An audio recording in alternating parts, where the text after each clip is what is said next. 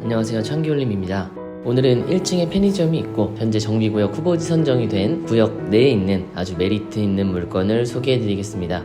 먼저 위치 정보 보겠습니다. 동작구 상도동에 위치해 있습니다. 서울지하철 7호선과 인접해 있고 신대방 삼거리역까지는 직선거리로 약 500m 이내에 있습니다. 도보로 10분 정도 거리되어 있습니다. 여기 장승배기역과 신대방 삼거리역 인근이 올해 들어 정비사업이 활발하게 진행되고 있습니다. 현재 크게 분류를 하면 해당 물건지를 기준으로 물건지가 포함된 구역은 상도 14구역입니다. 그리고 그 뒤쪽으로 상도 15구역이 있습니다. 그리고 물건지 건너편으로는 상도 14-1구역이 있습니다. 상도 14구역과 상도 15구역은 신속통합계획으로 진행이 되고 상도 14-1구역은 세부적으로는 4개 구역으로 나뉘어서 모아타운으로 선정돼서 진행 중입니다. 모아타운과 신속통합기획 두 모델은 비슷한 면도 있지만 세부적으로는 차이도 있습니다. 재개발 투자에 관심이 있으신 분이시라면 영상 끝까지 시청해주시면 자세한 안내 도와드리겠습니다. 일단 건물의 외형을 먼저 보시면 이쪽에서 보시면 1층부터 지상 4층까지 있는 것으로 보여집니다. 눈치채신 분들도 계시겠지만 아래쪽에서 보면 지하 1층이 편의점으로 되어 있는 지하 1층부터 4층까지의 건물입니다. 건물이 사거리 코너에 위치해 있고 언덕 바로 직전에 있는 사거리라 아주 메리트가 있습니다. 현재는 상도 14구역 내에 위치해 있고 상세한 설명은 건물 정보 보시고 나온 뒤에 말씀드리겠습니다. 건물 정보 보시겠습니다. 서울특별시 동작구 상도동에 위치해 있습니다. 대지 면적은 42평, 지하 1층부터 지상 4층까지 2021년도에 준공된 건물입니다. 매매 가격은 28억, 월세 630만원 정도가 나오는 실투자금 2억으로 매수가 가능한 건물입니다. 적은 실투자금으로 재개발 물건을 득할 수 있는 아주 좋은 기회입니다. 내부 한번 살펴보겠습니다. 먼저 지하에는 편의점으로 통과하는 문과 편의점 화장실이 있습니다.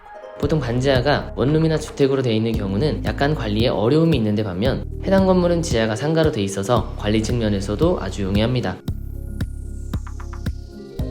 1층부터 4층까지는 층별로 4개씩 원룸이 있습니다.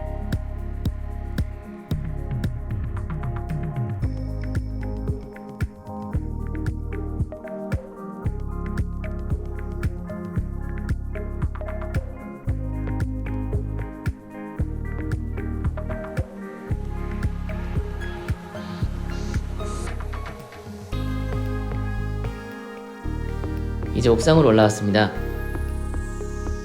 이 뒤쪽이 아까 언급드렸던 상도 14구역입니다. 그리고 이쪽 공원 있는 건물 건너편이 상도 14-1구역입니다.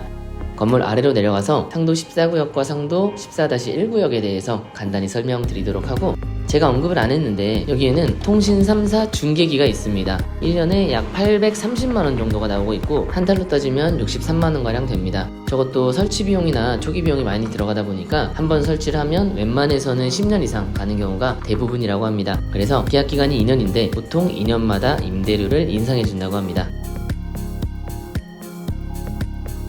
밖으로 나오면 정비가 좀 필요할 것으로 보여지는 노후된 빌라들이 있습니다. 1층 현재 세븐일레븐이 운영 중인데 저도 가보니까 안에 물건들이 없어서 주인분께 확인해보니 현재 세븐일레븐에서 GS25로 브랜드를 변경하는 과정이라고 하더라고요. 그리고 옆에는 작은 공원이 하나 있습니다. 여기에 입주가 가능한 물건은 아니라 크게 와닿지 않을 수도 있겠지만 나름 괜찮은 쉼터 정도지 않을까 생각이 됩니다. 역 쪽으로 가면서 한 번 더 설명을 드릴 건데 제가 지금 가는 기준으로 왼쪽으로 아까 소개해드린 건물이 속한 곳이 상도 14구역입니다.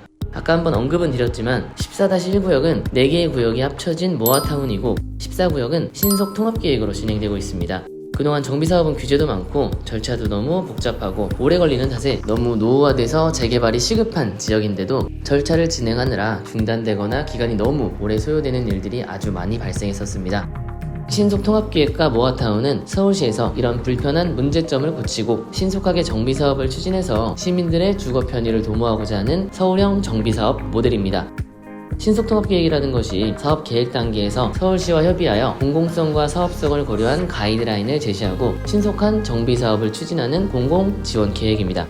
그리고 모아타운은 노후된 주택들이 모여있는 지역이 혼재돼 있어 대규모 재개발 진행이 어려웠던 10만 제곱미터 이하의 지역은 이를 한 번에 묶어서 노후화된 주택시설을 정비하고 대규모 아파트와 유사한 양질의 주거시설을 공급한다는 계획입니다. 신속통합계획과 모아타운은 둘 다 기존의 재개발 방식보다는 훨씬 신속하고 빠르게 재개발을 추진할 수 있다는 장점이 있습니다. 둘은 취지는 같지만 대상 지역이나 사업지에 주어지는 혜택의 차이가 있습니다. 이 부분을 생략을 하고 우리는 오늘 소개해드리는 상도 14구역에 대한 얘기를 조금 더 해보겠습니다. 상도 14구역은 후보지 선정 단계가 되면 토지거래 허가구역으로 묶이게 됩니다. 후보지가 선정이 되자마자 토지거래 허가구역으로 묶이지 않게 되면 어렵게 토지 등 소유자의 동의를 얻어서 후보지로 선정이 됐는데 소유주가 계속 바뀌면서 동의율이 떨어진다거나 또는 신축업자들이 막 들어와서 난개발이 된다거나 하게 되면 정비사업의 취지에 어긋나기 때문에 실제 거주해야 할 사람이라면 꼭 팔아야 할 사람이라면 특별한 이유가 있는 경우에는 관할 관청에서 허가를 득하여 거래를 해라 라는 것이 취지입니다. 우리 14구역은 토지거래 허가구역이고 해당 물건을 거래할 경우에는 허가를 득해야 합니다. 허가를 받기 위해서는 2년간 전입 요건이 필요하고 여기는 여러 가구가 함께 살고 있는 다가구 형태이기 때문에 호실 중 1개 정도만 공실로 두고 사용을 하시면 됩니다. 실제 거주자가 있는 경우에는 거래를 마치고 3개월 내에는 전입을 하게 하는 경우도 있고 만약 이게 이행되지 않을 경우에는 거래 가격의 10%가 이행강제금으로 부과되기도 합니다. 이 부분은 실제 거래를 하시게 되면 자세히 안내해드리도록 하겠습니다. 역까지 가는 길이 그래도 상가들이 좀 있고 성대시장이라는 전통시장이 있어서 세입자 맞추기에는 용이할 것으로 보여집니다.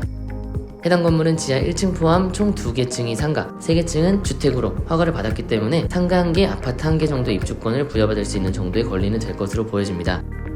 보통 건물이 10년 정도 되면 노후가 되면서 가전제품, 건물의 가치도 떨어지기 마련인데 이때쯤 재개발이 진행되면서 임차인들 보증금은 반환해주고 퇴거자금 대출을 받게 되면 10년 뒤에는 분명 땅값도 오를 거고 분담금은 없지 않을까 생각이 듭니다.